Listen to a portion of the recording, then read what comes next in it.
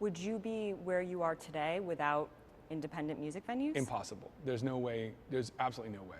James Murphy, the lead singer of the Grammy-winning band LCD Sound System, says he owes his career to the decades he spent perfecting his craft in small, independently run music venues.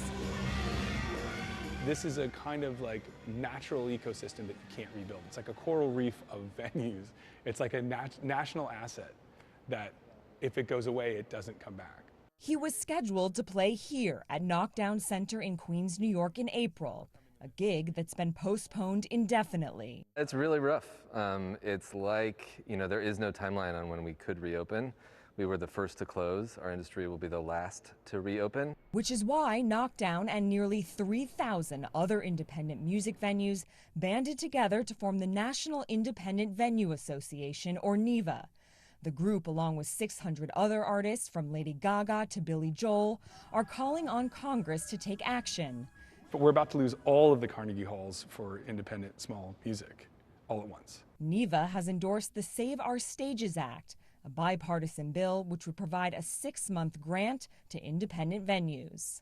In Atlanta, this is where young artists grow up. This is where the local talent hones their skills. Josh Antonucci runs Center Stage. He says he received a PPP loan, which has helped him stay afloat until now.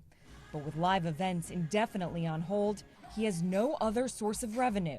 There is no sustainable pivot for businesses like ours. You can't do live music to go. NIVA estimates that independent music venues generate hundreds of thousands of related jobs. And 90% of venues say without federal assistance, they won't last 6 months. If we don't have capital investors, if we don't have a stock market supported business, how will we possibly continue to pay the bills? Toby Parks just opened her music venue, XBK, in Des Moines, Iowa, before the pandemic shut her down. It's not just hurting us and our venues, it's hurting all the small businesses. It's hurting the pizza place that's next door to me, the coffee shop that's next door to me.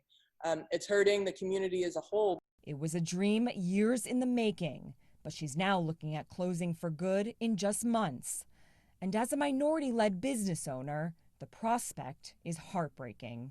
That's why I'm fighting so hard, particularly for people like me who are a Black queer woman. And so it's incredibly important to be able to maintain it and to continue on for the next generation of people to take my place.